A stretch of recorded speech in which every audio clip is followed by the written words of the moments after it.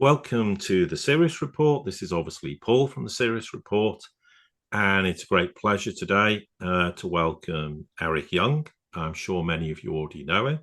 We've known Eric for a long time, had some very interesting conversations with him, and we eventually got round to getting him on the YouTube channel to have a sort of broad discussion about certain subject areas. So, Eric, welcome and thanks for joining us today. Thank you, Paul. It's a pleasure to be on your show. Thank you. So I thought first off, I like people to introduce themselves. So for anyone who doesn't know you, and hopefully we get new people interested in the channel. So can you give people a bit of background as to who you are and what you've done? And I think because that always adds some interest for people listening. Okay, so Paul, I my profession was a contract manufacturer. So what I did was I take orders from my customers all around the world, and I would go to different factories in China. Um, I would implement my customers' designs, and we offer a turnkey solution. So we manufacture the product with these factories, and then we arrange a shipment to our customer end to end from the factory directly to where our customers are located. So I did that for the last 25 years. Okay.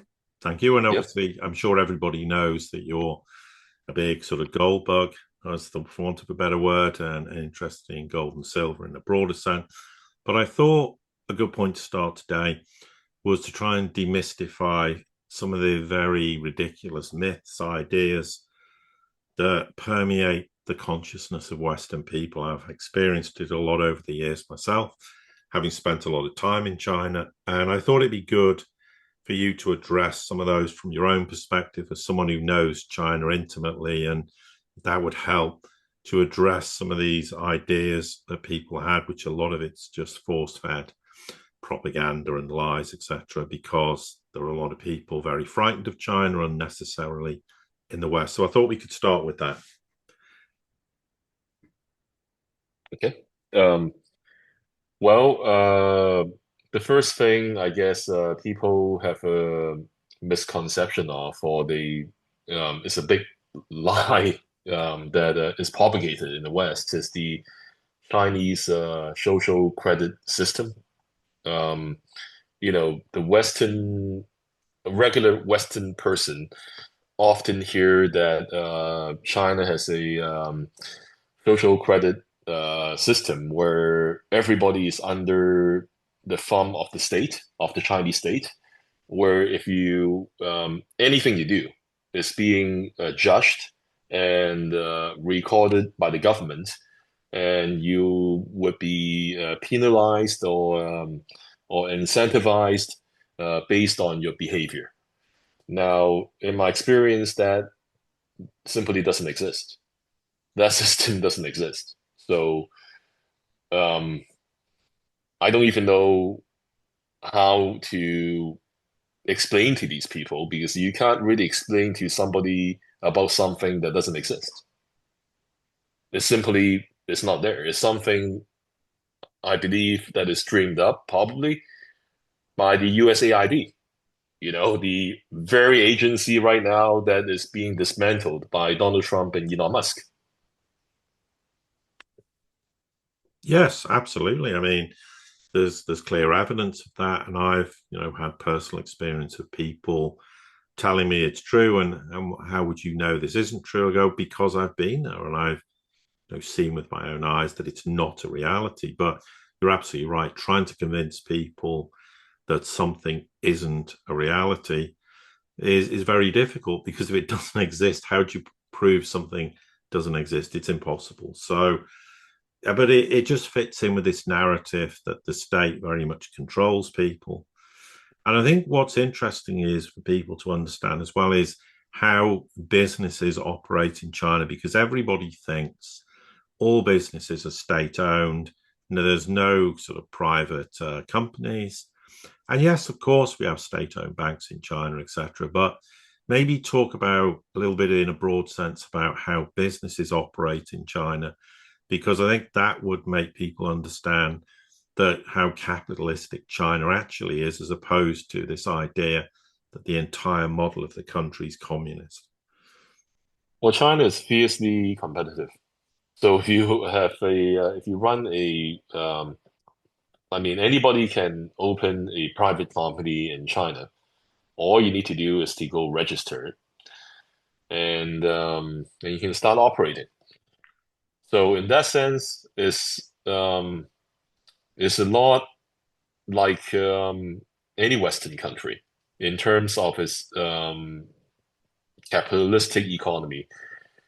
Um, when we talk about like Chinese companies, I would always like to take a step back because it all goes back to the misconception that a lot of Westerners have on China. They think China is running a communist economy, which is essentially what your question was, Paul, right? Mhm.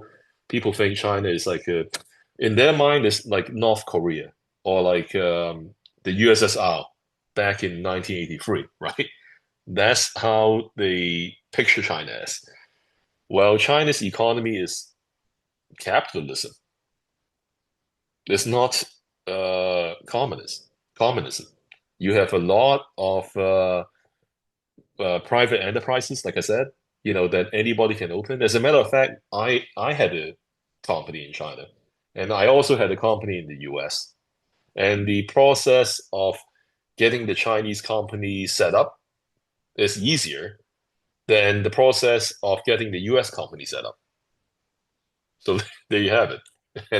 And as I understand, China is continuously trying to streamline and automate that process of managing their private enterprises so that it's easier for entrepreneurs to get into that capitalistic economy market to offer their products and services.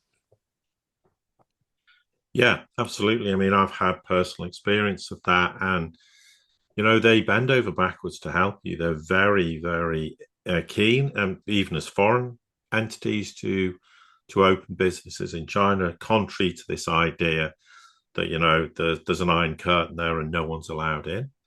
It's absolutely not true. And I think another interesting point is, and I've talked about the financialization of Western economies and how obviously China is exactly the opposite. But I think it's worth discussing a little bit about how China's financial system operates, what is different from the West, why it doesn't fall into the traps the West does, why it implements policy decisions that things like dealing with obviously the real estate bubble, which absolutely exists in China. So I think it might be interesting for you to give people's perspective or a perspective on what your observations are in that regard. Well, the Chinese economy is managed quite differently um, than the way the West manages it, because China's bureaucrats and their government, they don't change every 4 years. So they have a much longer perspective, and they can plan a lot further out than their Western counterparts. Okay, so to give you an example, like the China Manufacturing 2025 and the Belt and Road Initiative that President Xi pushed out. Um, these things were launched years ago, around 8 years ago, to be exact, right? And when they were launched, people made fun of it. People didn't see their value. They thought these were essentially a money-losing proposition, and they were for the longest time. But now, after years later, we see, the success. For example, on the China Manufacturing 2025, what do we have here? We have, Chinese made products like Huawei, like BYD, and Huawei is the smartphone maker. They also make EVs now, by the way. Very good. BYD, the EV maker. We have Xiaomi, which is the smartphone manufacturer as well, right? And then we have a whole bunch of companies that make solar technology. I know that people say that sector is heavily subsidized, but you know what? It helps with China's broader energy initiative. So all these companies, after years of evolution and investment, are now becoming very strong, advanced, and bearing fruit for the Chinese people and the Chinese economy, right? Um, you see the KOLs, the people on YouTube, they go to China. The first thing they do is they hop on the EV. And what they have noticed is that the Chinese EVs are so much more advanced and so much more luxurious than a Tesla, for example. And um, if you see some of these Westerners who went to China, sat in these EVs, they also made the comments that a lot of these Chinese EVs are now on par with the German luxury vehicles in terms of quality and finish. So in that sense, I think on the China manufacturing 2025 manufacturing in China 2025 initiative, I think they have achieved a lot of success on the hardware side. On the software side, we have what? DeepSeek. We have TikTok, right? We have Red Note. The recent,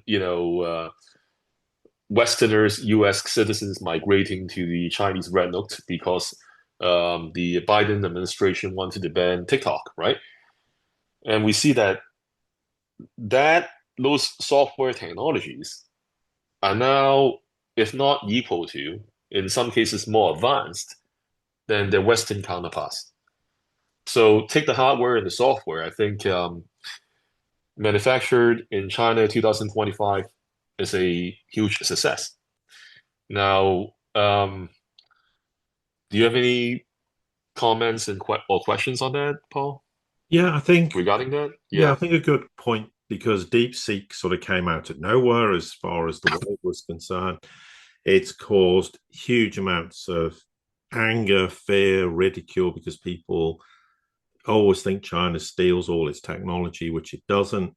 And DeepSeek came out, and it was a fraction of the cost. They demonstrated quite clearly that small is beautiful and not big is beautiful. Like the United States thinks everything's about putting massive server farms in, spending obscene amounts of money to justify why this technology is the future. And in essence, DeepSeek came out and just basically drove a bus through the whole idea that that was reality. So I think that's an interesting point to maybe discuss a bit further is, what's the Chinese perspective on this? What do you think China's kind of intentions are going forward with regards to, and I don't want to get into AI per se, because it's just an enormous subject that's still in its infancy, but just specifically, what do you think the fallout of DeepSeek is? And I mean, what did China do this and launch that at the time? Trump came out with his $500 billion Stargate project initiative, or was it coincidental? But just generally a little bit more perspective from China with regards to DeepSeek, and what do they think the rest of the world makes of it, maybe, and what the future could be potentially for DeepSeek, because personally I think it has thrown a gigantic spanner in the works of whatever ideas the United States had for AI, because obviously it's open source, for example. So yeah, I think the DeepSeek design team, some of the team members actually came from Alibaba, from what I read. And recently, Alibaba released the performance matrix of its AI system, and it's actually even better than DeepSeek slightly. But the funny thing is, Western investors were writing off the the Alibaba AI system as zero, in terms of value for the longest time. Can you believe that? They did that. They just thought it was worth nothing. And then with the DeepSeek unveil and Alibaba, releasing, like I said, their performance figures for their AI, now people are finally starting to buy Alibaba stocks again.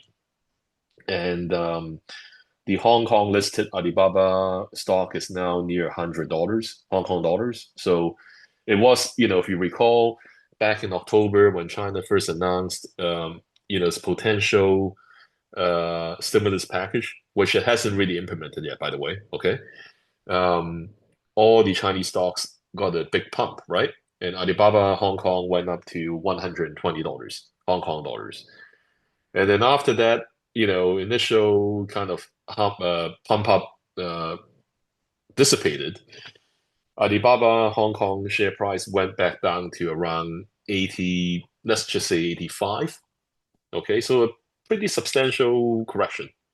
And now it's back to 100. So, but you got to remember, Alibaba was at around 300 and it's about 300, let's say 320, because I don't know exactly what the peak was intraday, right? So 320 Hong Kong dollars at the peak a couple of years ago.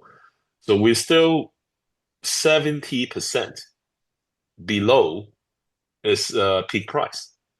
And my understanding is that Alibaba is still barely just above its net asset value. Not even if you include the AI, it's below its net asset value. Can you believe that? So Well, that's the situation with, like, if you ask me about AI and Westerners judgment or their assessment of Chinese AI, nothing shows you more about the attitude towards Chinese AI than the case study of Alibaba. Here you are. yeah, well, no surprise there. Yes. I mean, I think it's a Okay. good point, though, because you mentioned this, is because we in the West have this ridiculous perspective on stock markets because financialization is effectively our economies. So stocks always have to be in this huge asset bubble. And we have to have new all-time highs every few months. Otherwise, apparently, our economy is collapsing, which of course is nonsense. But we know the Chinese people and the Chinese have a very different perspective on equity markets. And I think that's an interesting point because people in the West are very much misled and by the idea that China thinks the same way we do about equity markets. So given you just mentioned the case of Alibaba, I think that's a good idea to sort of address that point. Yeah. So the next thing I want to kind of mention is the facial recognition software. Uh-huh. So that ties in with AI, right? Like, I mean, that's another big boogeyman for the regular Western person. Like the two things that they asked me: social credit scores, is it real? And I explained that's a myth, right? And the second thing they asked me is facial recognition. Is like, do you get your picture or like your face recorded by some kind of central computer and you tracked everywhere? I mean, the question, like the answer for that is yes. China has like a lot of cameras everywhere. Okay, but let me tell you what. It's not. They don't use it against you. They use it for you. What I mean by that is, let me give you an example, right? I remember going to Guangzhou 20 years ago on a business trip, and I had a knapsack with some of my change of clothes in it. And I sat down in the restaurant and I put the bag beside me. Under maybe like I turned my head around for maybe 5 minutes and my bag was gone. Somebody stole it. Okay. Now, today in China, because of all the facial recognition and the security, there are barely any kind of robberies or stealing or kidnappings, none of that is happening in China anymore. There are kids who were kidnapped in China um, 20, 30, 40 years ago that are being found by the authorities now because of facial recognition and AI technology. So, in my opinion, this technology is making China a safer place. It's so safe that I'm comfortable now to take my daughter. I have a small daughter. She's 7.5 years old, going to 8 years old. I take her to China all the time because it's it's probably safer than a lot of places in the United States right now. Yeah, That's the way absolutely. I see it. Yeah. Well, no, I agree because I mean, the time I've been to China, we've always felt incredibly safe. Okay, I'm quite tall. Everything. I'm not like someone who feels threatened in most places, but I have to say that I think in China there is that angle where people do feel safe, and you can go out about at all hours of the day and night, and it's not a problem. But I think the attitude in the West is, well, this is being used against us. This technology is not being used for us, and therefore they're very resistant to it. Okay, that's just a Western attitude. I know Chinese people have a very different perspective, and that's another important consideration with regards to attitudes is culturally there is a very big difference between Westerners and the Chinese. And maybe, that's a good point. Maybe just address, I know it's a big question, but, in a broad sense, address some of the cultural ideas that are very different in China and why Chinese people do not think in many ways like we do in the West. I mean, I think. Um, in terms of what? Like, what do you Well, mean by that? or just general Yeah. attitudes and perspectives on things. And you made the point that, in the West, people will see surveillance as threatening, the state's trying to spy on me. And in China, Yeah. people do not think like that. Because they do not Okay. regard the state as being threatening, and they do things for the benefit of the people. So that's just one example. So maybe a little bit of insight into how Chinese people think quite differently from the West. Because I've always said to people, Okay. you want to Yeah. understand China, look at China through the eyes of the Chinese. Do not look at China through the eyes of the West, because you'll totally misunderstand how the people think and how the country operates. So that's why I thought it might be an interesting question. I think Chinese people are really practical people because of all the wars and all the, you know, political challenges and the strives that we have went through over the years. I mean, I don't want to give anybody a history lesson, but you know already, right? Like China was an empire until 1911, and then we had a whole bunch of warlords in China, right? It was a republic, but in reality, the provinces were, all semi-independent with like local warlords fighting each other, right? Sure. And then the Nationalist Party, which is the KMT, that's the party that actually retreated to Taiwan after they lost to the Communist Party in 1949, right? They took over, and then they fought a civil war with well, they fought the Japanese first. Japanese lost with the help, of course, of the Americans dropping the atomic bombs in Japan, and then right after that, almost immediately, they started fighting with the communists in the Civil War, right? And that Civil War, finished. Well, officially, it never finished. It's still happening officially, supposedly, right? Yes. With Taiwan, right?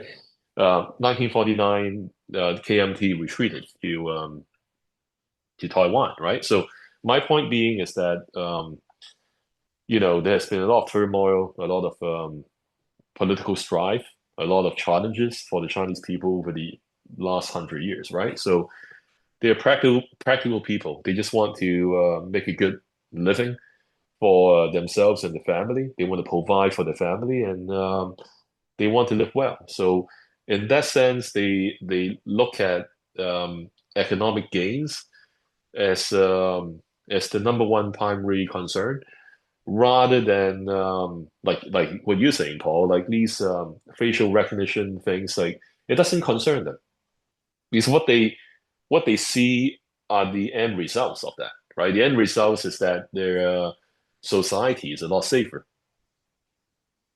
because of that, right? There are less people, for like the stuff we talked about just now. But let's just say even like the more regular stuff, like just driving, for example. You're driving on the highway. There's a million cameras just taking pictures of your car and the people inside the car. Even if you're not like, let's say, wearing a seatbelt, it can see it. So you you tend to wear a seatbelt when you're in the car. So that what happens with that? It keeps everybody safe because you're wearing a seatbelt, right? You're not being lazy by not wearing a seatbelt, and then when you get into a traffic accident, you die or you cause somebody else die because they don't wear the seatbelt, right? So that's one example. Another example is like I said, just less petty theft robberies, right? So what I mean is Chinese people see the end result of such technology as a positive because they're practical people. Yeah, and They it's see they don't. It's not. They don't look at the abstract, right? Because what you're talking about is like abstract kind of fear that the Westerners have. They're not even in China, and they're fearful of the Chinese. It's an abstract kind of like red fear. It's in their mind. It's imagined. You know. yeah, absolutely, and it's Yeah. very the mind can be very powerful, particularly if you think something reinforces your perspective. So what we'll do is move on. I'd like to get, and it's early days, and we have to be a bit careful because we don't know how this will pan out. But have you got any thoughts about the whole? Because China's had this trade war with the United States since 2017, and it never really went away with Biden. They didn't really phase anything out. Trump had brought it in during his first presidency, but China's now saying we're going to have some targeted measures on tariffs in the United States. 10-15% on certain categories, also targeting certain companies. Have you got any thoughts as to how that will pan out from a Chinese perspective? In terms of the Chinese tariffs on the U.S. or the U.S. Yes. tariffs on China, Well, Chinese yes. I tariffs mean, on what U.S. China will do and Yeah. China's attitude towards the United States putting tariffs on Chinese goods.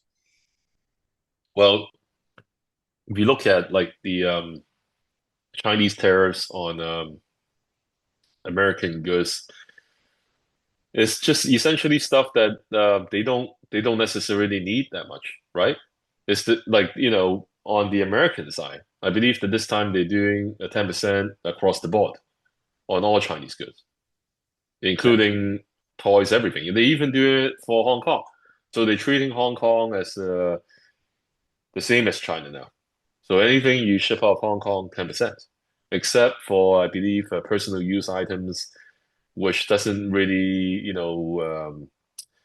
really, it's not something that what we should be concerning about because we're concerned about commercial, right? Commercial tariffs, right? Um, I think the U.S. tariffs on China is already priced in.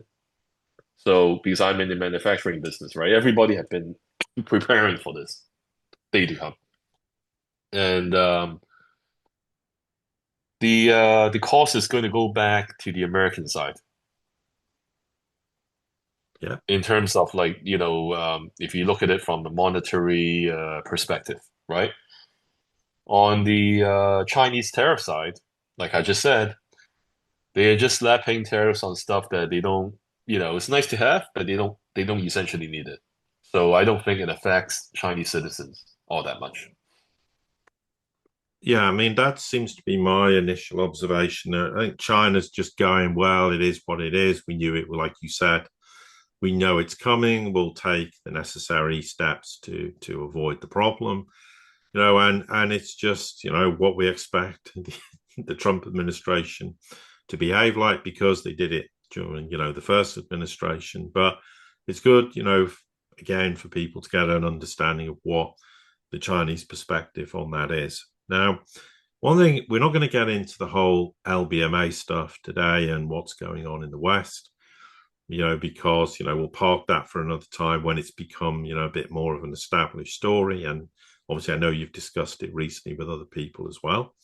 But what I'd like, to get some insight. I mean, I know myself, but to tell the listening audience, China's perspective on gold, what China's people's perspective on gold is, and any thoughts about, because there's a lot of interest in the West as to, Yeah. is China going to make gold a component of its future financial system? So just a general kind of perspective on gold in China. Okay. So traditionally, Chinese people bought gold in jewelry form. So they buy gold jewelry. They buy a lot of it. Okay. Um, when I say a lot, I'm talking about maybe less than 4% of their net worth. And that's like an upper middle class person. Okay. So for like a regular person on average, maybe less than 2%. Um, Most of the money that Chinese people make, they spend it on real estate, like the place that they live. Now, we all know the situation with Chinese real estate right now, right? I mean, it's not it's not going up anymore in value, right? Mm-hmm. A lot of these places have decreased in value, or in some cases they decreased already and they're going sideways in terms of their value, right? So Chinese people, they're looking at an exit for their money, and because of physical gold's price appreciation in the last 2 years, a lot of Chinese people have put more money into physical gold, but it's still under 5% in general, because their mentality is that gold is a form of savings, alternative form of savings. It's a insurance. Okay, so if all things fail, you have some physical gold in your hand. Okay, it's a jewelry for weddings, major occasions. So they spend money on that, right? Or in some cases, yes, they might buy it as a hedge for currency depreciation, for the RMB depreciation, etc. Right? Now something changed. That's the physical gold side. Okay. Now something changed with the was still physical gold. I'm going to be talking about, but it wasn't physical. What I mean by that is I'm going to get into the Chinese banks, the new gold accumulate program. If you heard of that, I Yes, I talked have. about this with some other host, and during interviews I talked about that. Okay, so before this Chinese gold accumulate program did not exist. It launched in 2025 January. Okay, so before this, China had structured gold products that were based on um, paper gold assets, basically like futures, at the SFE, right? Or like even in some cases in the past, before China had a falling out with the US, I believe they have some foreign assets too, but now that's all gone. Okay, so anyway, China spent years getting rid of that, so now it's mostly gone. Okay, the pure paper um, gold assets, right? The gold, what they call like gold treasure assets. That's the name in China. Okay, like Okay. they have like a oil treasure structured product, which really went sour because you remember in 2020 oil went negative, right? So Yes. so anyway, they got rid of all that in the last couple of years. So 2021, they launched the Gold Accumulator program. So what is that? That is essentially like a savings account that you can put money in, but you can convert that money in that account into physical gold. And the delivery time, maximum delivery time is around 4 to 6 weeks. Okay? So if you want to deliver, you want your gold, you go to the bank, you make an appointment. In 4 to 6 weeks, you get your gold, physical, like a bar from the bank. And that's a huge game changer because in the past, there wasn't a guaranteed direct avenue for Chinese citizens to get gold bullion in the bar form from a bank. And the gold accumulator program allows that. So I heard, because this program is so new, the numbers are not out yet, right? But I heard from my friend Bai, Oriental Ghost. You might have heard of him. He's on Yes, I X, know him. Yeah. very active. Yeah. He said it's just really popular, and a lot of people are just parking money in the gold accumulator program, and some of them are already withdrawing physical gold bars from the banks. And if you go on Red Note, you'll see it. Everybody's doing it. Okay. So that's why I said it's like like on the bank side it was not physical, now it's physical. So that sets me up for the next thing I'm going to tell you, which is if gold punctures through $3,000, and you know what, today it went through to 2,900. Okay, so if it like I'm talking about US dollars per troy ounce. So if gold goes above $3,000 US and stays above that price, it's very possible that the Chinese will start piling into gold as an investment through this gold accumulate program. Yeah, that alone is enormous, given this the size of the population, or potentially the size of the population who will invest in it.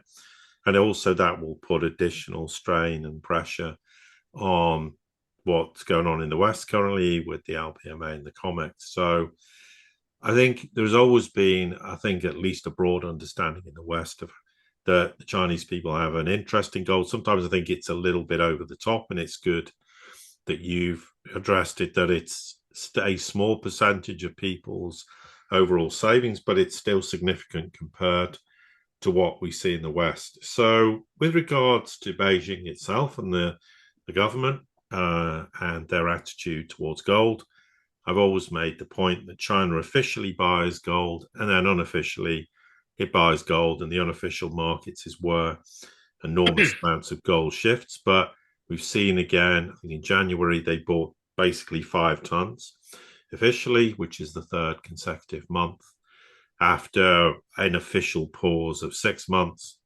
Now, what's your understanding or your perspective on Chinese government's attitude towards gold, and what is there any feeling that, because I remember hearing a Chinese official a couple of years ago making a very sort of throwaway comment that at some point in the future we think gold will be an important component note of the financial system. Now, is there anything you'd like to add to that or dismiss that? Because I think it's good to know what perhaps the Chinese government, Beijing's thinking about gold themselves. That's a very good question, Paul. But let's take a step back, right? I'm going to give you some numbers.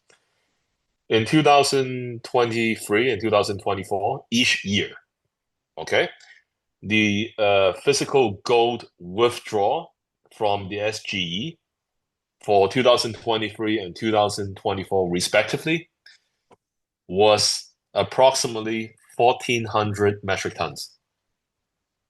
That's a lot of physical gold, Paul. And that's all for private consumption. Okay? So 2023, 1,400 tons. 2024, 1,400 tons. And think about that. That's mostly gold jewelry. Okay? Purchases. And maybe some, bars, etc. But the gold accumulator program did not exist back then. Okay? And to your point, you said the Chinese government, encourage gold buying, say that it's an important, component of their financial system. Well, the gold accumulator program, step one, proving that point. And step two, what is step two? What recently happened? Today, there was an announcement by the Chinese government that they will start a pilot program to allow the insurance companies. So these are institutional investors. Insurance companies in China have a lot of money and they're institutions. And the Chinese government is saying they're allowing these guys to start investing in gold and gold products. Now, you might ask me, how big is the size of this program? And let's just, for simplicity's sake, we're going to round these numbers up, okay? So Chinese insurance companies have around 5 trillion US dollars of assets in total. And the Chinese government mandate right now for these insurance companies to start this pilot program is to only allow them to invest 1% of the overall managed assets per year, okay, into gold and gold products. So that would translate into 50 billion US dollars, which translate into approximately 500, sorry, is it 500 metric tons of physical gold per year, which is a lot. Because right now, what did we just say, right? The private withdrawal of physical gold from the SGE per year is 1,400 metric tons. So if 500 tons of physical gold additional to that is needed, that takes it to 1,900. Okay, and that's not even including the gold accumulate program, because I didn't even, I didn't say this to you just now, but I'm going to say it now. Remember, I said that in the past, Chinese allocation of the total asset in the physical gold is below 5%, probably, around 2 to 5 or 2 to 4, right? If once you have this gold accumulate program going, that number may go up to 10%. I'm trying to be conservative, Paul, because some people, when I say this number, I get yelled at by Chinese. They say, "Well, that's lowballing, right?" But let's take 10%. So what would that action or that increase take the total Chinese physical gold consumption to be if that happens, along with the insurance Chinese insurance companies buying physical gold? I believe that it can easily take that 1,400 metric tons number to around 3,000 per year. Oh yeah, and I'll give you some additional numbers, right? Chinese mining of physical gold per year is only around 3,500, like 3,500 metric tons. Russia is around the same, 3,500, around that area, right? Combined, those two countries, 700 metric tons. So what's going to happen? If China is at 3,000 metric tons and China and Russia combined mining supply is only 700, right? You have a 2,300 metric ton supply, a deficit of physical gold. Now, unless the physical gold price goes up, then your mining deficit decreases because the price and volume of gold is inversely proportional. Yes. Right? Yeah. So people are, when we talk about Chinese gold, people also ask me about price, right? So that's I'm not even talking about, like you said, not even talking about the LBMA, Chinese government. I'm just talking about private demand mathematically would give it immense pressure for the price of gold to move up in US dollar terms. Yeah. Basic arithmetic. Yeah. Yeah. Sorry, go ahead.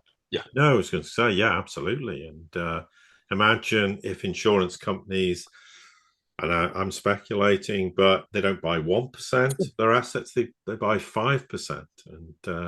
And just a small point when you mentioned Russia, it's worth noting last year in 2024, the Russian population bought 75 metric tons of gold themselves, which Yeah. is a record high, and it's been obviously increasing quite substantially since the start of the Ukraine war. I think it's gone up 60% in that time.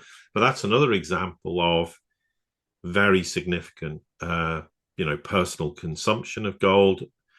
And obviously there is a tie-up between Russia and China in terms of their gold market. So then, as you are right, absolutely right, this is going to put intolerable strain on the physical market. So something has to give, and I never deal with prices, and it's not my field of interest. Particularly, I'm more interested in what's actually happening. But the price in the market will have to respond to this demand, and if the demand's not there, well, prices have to rise to try and find a point where that demand can be satisfied by supply. But that's why I think it's good to always discuss China, what's going on internally with gold, because we can often talk about what's happening, and it is extremely interesting what's going on in the West. But for me, the future for gold exchanges is rapidly moving away from the West to places like Hong Kong and Shanghai, Dubai, Saudi's now interested, etc., etc. And that's why it's good to get a perspective what's happening internally in China itself. Yeah, like I mean, people love to hear me when I talk about exotic stories of gold revelation in West, etc. And that may happen. I don't know, right?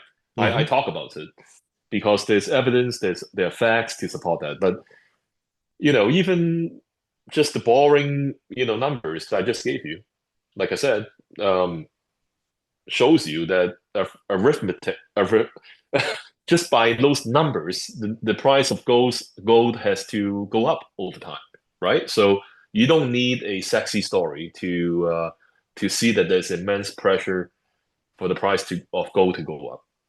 And this is just China. I'm not even talking about the rest of the world, right? That's it. Yeah, absolutely. Because I mean, we've got even indications of some European countries buying large amounts of gold, like Hungary, Poland, etc. But let's just move on. I want to get more of your thoughts on what's happening in China. We talked a bit about it with technological advancements. What things you may be aware of that maybe people in the West aren't, because we have to get away from this idiotic idea that China steals technology. I mean, it just doesn't, because it's now a market world leader in multiple sectors, and even sectors the US thought they were light years ahead. China's rapidly catching up. So, is there any other sort of tech sector areas that you think could be worth people understanding and knowing what's going on? Um, One thing I noticed is that China's robotics drone technology has greatly improved over the years, and that's one area that you really can't say that China has stolen from the West. I mean, look at DJI, like they practically invented the space. Um, it's the other way around. The West is copying DJI. I'm talking about the drone company, right? You're aware, Paul? Yes, DJI, yeah, they yeah, yes, I'm they aware make of the them. flying drones, yeah. Yeah. So they actually the funny thing, not I guess it's not funny, but like the Ukrainians actually buy some DJI drones to fight the Russians. So like the heavy drones that they manufacture being used in war as well, reconnaissance, etc. Right? So that I think like robotics and drone technology, China has made some very good progress. And then robo taxis. Like, China has been running a pilot program of robo taxis in Wuhan, and I heard recently that even trying to do something like that in Guangzhou, just like a pilot program. Um, Tesla wanted to do this for a while, but I don't never heard Tesla having a lot of success with it so far, right? So that again is something that China independently developed. Um, and then on the integrated circuit side, right? I'm talking about the semiconductors. China has this company called SMIC, which is basically their TSMI, like the company in Taiwan. Like basically, they make semis in China. And right now, I believe that they are pushing close to the smaller size standards that the TSMCI is making. Okay, so it's catching up to the Western standard. That's my understanding. And as you know, we have DeepSeek, and like I just mentioned, the Alibaba AI. So I think all in all, China's technology is catching up in a lot of cases, exceeding the West without really copying a lot of technology from them. It's a lot of it is you know, designed, self-developed, self-research. Well, yeah, and to put that in perspective, we know in the West, I mean, I'm sure quite a lot of people know that, excuse me, that I was originally a physicist, so I'm really into science as well, and still am. And but what we do know in the West is we've moved away from having so-called STEM graduates, science, technology, engineering, maths. I'm not saying it's the be and end all of life because it isn't, but you need it in a rapidly technologically advanced world, and we've fallen behind in the West, whereas China is invested enormously in getting those kind of graduates through university and trying to make huge strides forward technologically, and they're succeeding. And this is why they're making these big advancements. And we in the West are floundering because, for a long time, it wasn't cool to study science.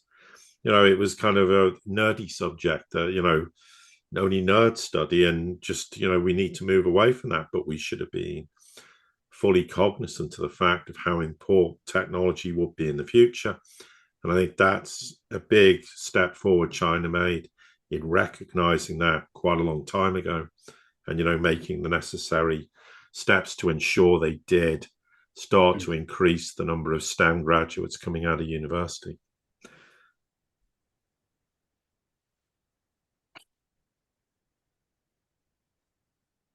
Do you have Hello. any more questions for me, Paul? Yes, yeah. Just Yes. I think one final question, because we're I'd want to ask you is with regards to the fact of whether you think or no, I'll rephrase it. There was a lot of ideas in the West. China completely operates using the US dollar. All its internal markets are US dollar based. And of course, we know this isn't true. And that the RMB is kind of a currency that's hardly utilized in Chinese business, etc. And maybe to give people a little bit of a perspective of the reality of how US dollars work in China and how the RMB works. Not, we know the civilians use RMB, that's not the point, but how it works in business. It's funny because I blocked all those people on X who made those ridiculous claims. So I haven't heard this ridiculous claim for a while, but let's get into it. So first of all, the RMB is in a two-tier system, right? There's offshore RMB, and then there's RMB within China. And most businesses in China, selling products to, let's say, the US, they actually get US dollars. And a lot of them, some of them have a Hong Kong company that collects the money for them, or it's their own, sister company in Hong Kong, etc. So they would hold that US dollars in Hong Kong account, a Hong Kong account, and then they would withdraw that US dollars and transfer back to China and then convert it to RMB. The reason why I'm using this example to show you what's going on, to illustrate to you what's going on, is because most of the money that the Chinese companies make from selling to the US or anybody else in the world, right? And they pay, let's say they pay in US dollars or the local currency or whatever, right? Deposited in Hong Kong. The Chinese companies have a very high incentive to convert most of that back into RMB. The reason is because all the workers get paid in RMB, and then they pay taxes in RMB. The Chinese government don't accept US dollars for taxes. So the accusation or the concept that these people have that Chinese companies somehow want to keep a lot of US dollars is just ridiculous. Because in reality, that's not how it works. As a matter of fact, um, like I told you, I've been in contract manufacturing for years. A lot of Chinese companies prefer that you don't pay them in foreign currencies. They want RMB. So if you can pay them in RMB, they prefer that directly to their you know, RMB account in China. They prefer that rather than having you wire the money to Hong Kong.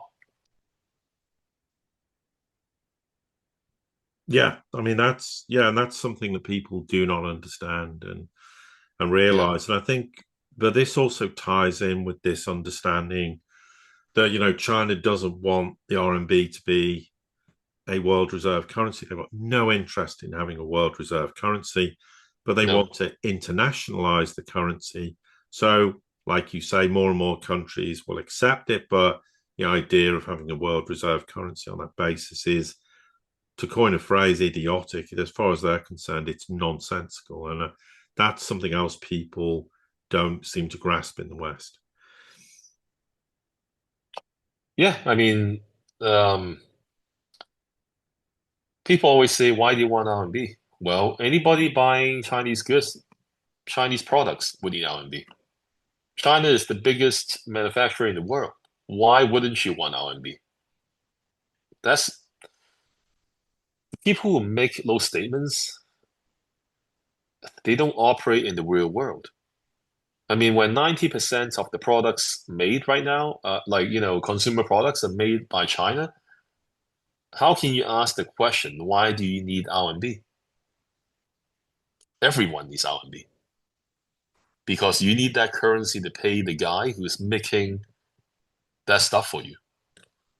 It's as simple as that.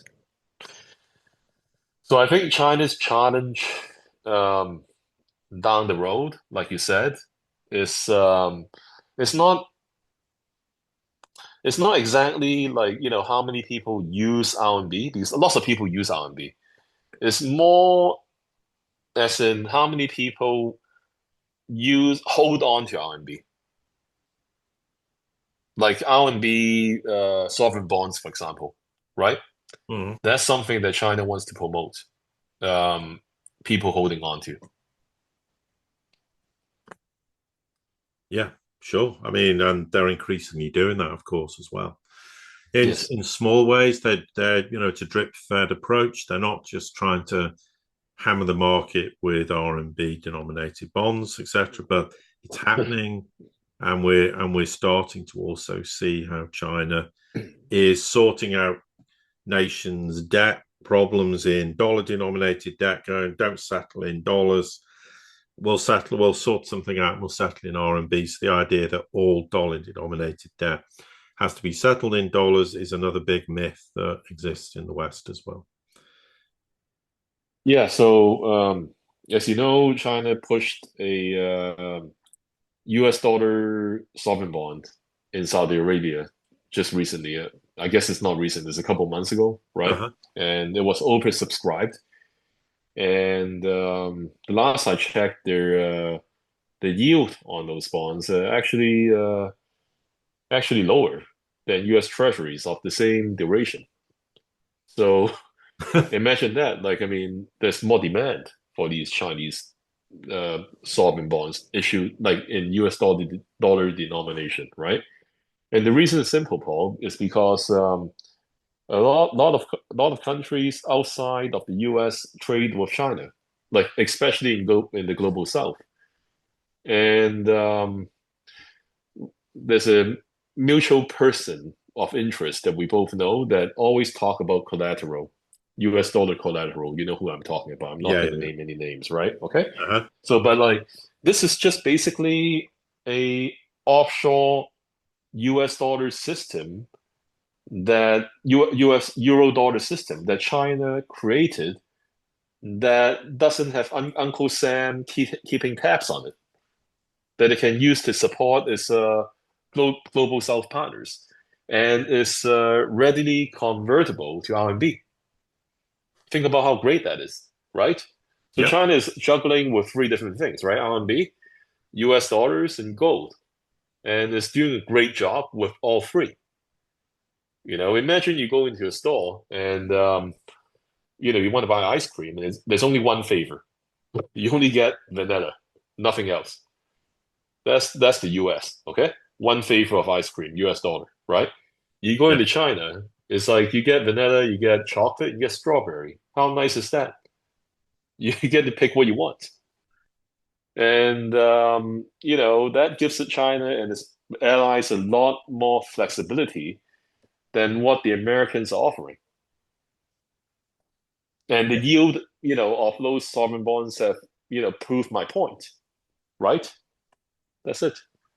Yeah, absolutely. And critically, it also proves there is more trust in China in issuing bonds, even in dollar terms, than there is with respect to the United States. And no surprise, because the United States has spent decades weaponizing the dollar and upsetting the world, which is why the world is de-dollarizing, etc. But I think your analogy with regards to flavors is a great point and is often lost on people, and that does give China enormous leverage in terms of finance, in terms of how it operates with global South countries. And increasingly, that is going to manifest in how it will operate with country or countries in the European Union or the European Union, who's going to have to radically adjust its attitude towards China because it's going to realize without China, we're in serious trouble. So I think that's probably a good point to stop today.